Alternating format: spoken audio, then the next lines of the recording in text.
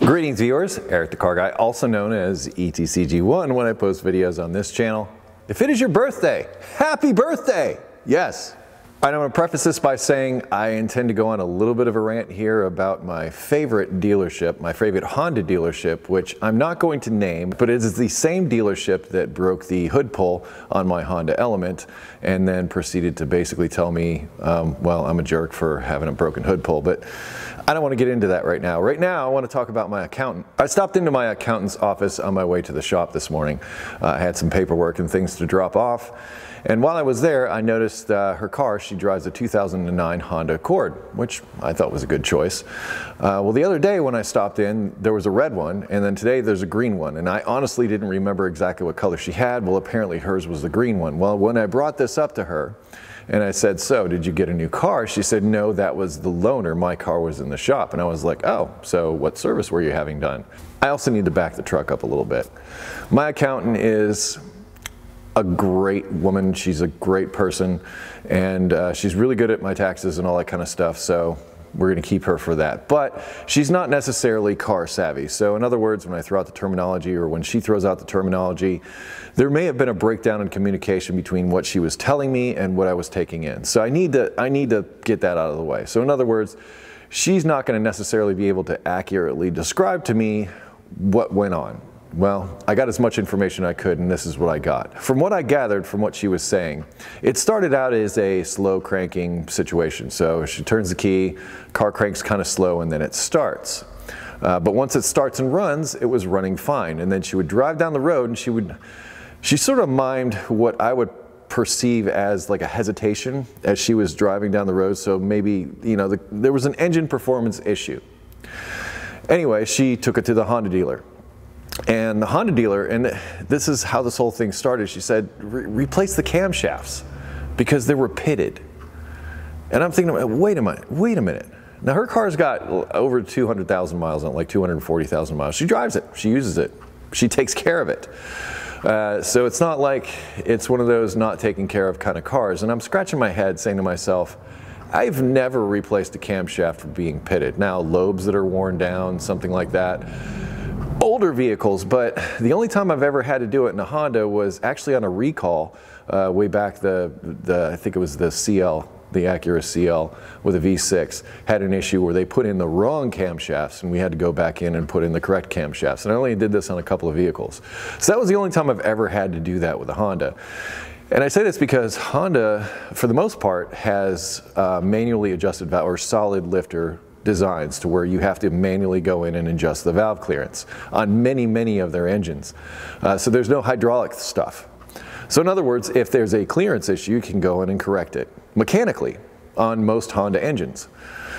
So hearing about a camshaft that was pitted and replaced for a performance problem, that was sending up red flags to me right off the bat. I'm like, what the heck is going on here? And she's scratching her head also. So she gets the car back after, I believe, like a $3,000 bill for this. Same problem. Like, what same problem? So she takes it back and they're like, do we have your permission to tear it down and look at everything and make sure that we did it all, you know, like it was supposed to be done?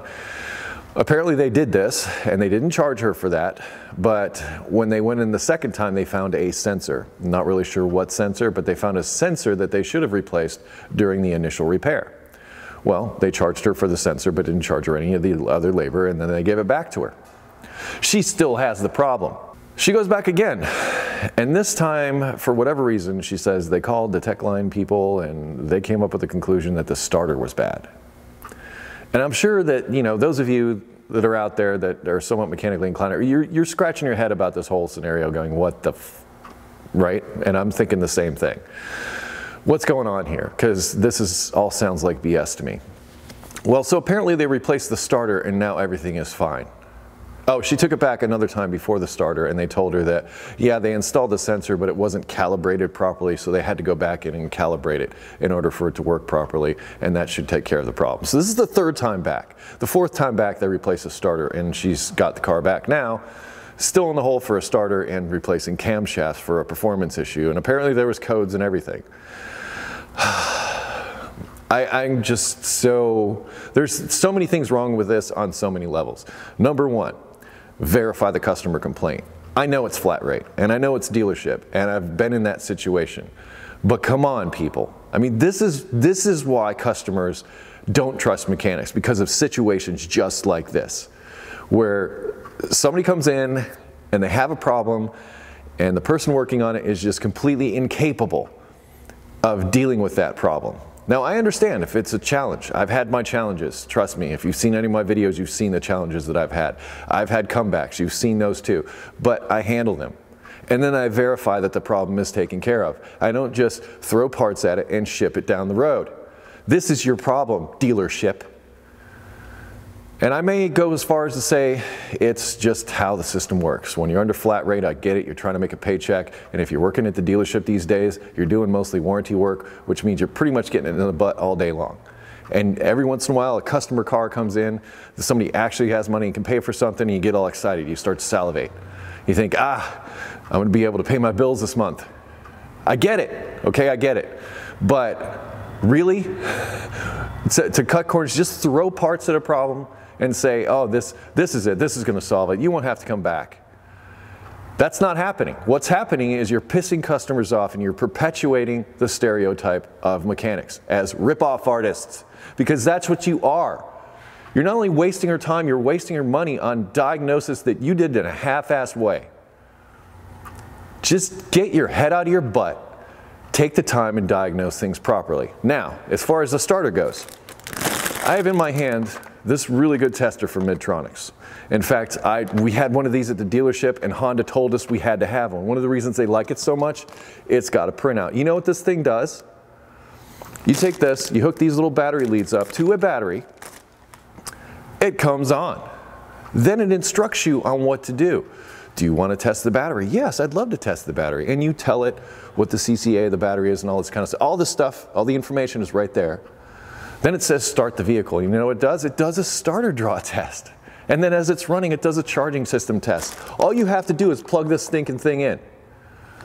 Then when you're done, push the button and it prints it out for the customer to show them and verifies that yes, the battery is good, yes, the charging system is good, yes, the starter is good. It's that simple.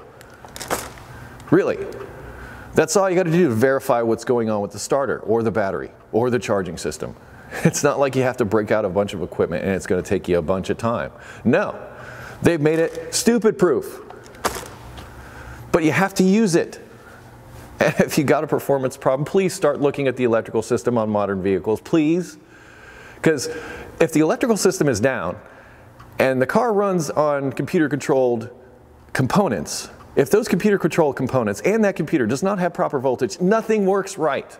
It acts stupid and weird. So if you got a performance problem and you got something like this or equivalent, I put that one away because it was too old. But even my old carbon pile tester, just to test the battery, just to make sure it's okay. Save you so much headache, so much headache. And then pitted camshafts, are you freaking kidding me? Oh, pitted camshafts cause that. How can pitted camshafts cause a problem when you're driving down the road? If you got a problem with your camshafts, that is a mechanical failure. That is going to be bad all the time. It's not going to wait for warming up. It's a mechanical problem. Use your head. You know, and use the best diagnostic tool you got between your ears and stop half-assing stuff. If you're going to call yourself a technician, if you're going to call yourself somebody who can diagnose problems, diagnose the frickin' problem and then verify you fixed it when you're done.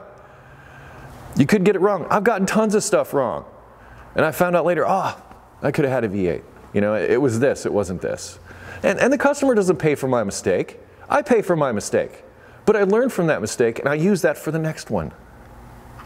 But don't perpetually throw parts at a problem, thinking it's going to solve it, sending the customer down the road only for them to come back. That sucks. You suck. End of rant. All right, well, to be continued on what happens with the accountant's car, I told her, I was like, listen, call me. Next time something like this happens, call me. And if you're going, well, why wasn't she coming to you in the first place?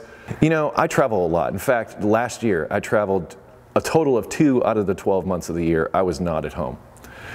And for every one of those weeks, I have to spend 1 week on either side of that catching up.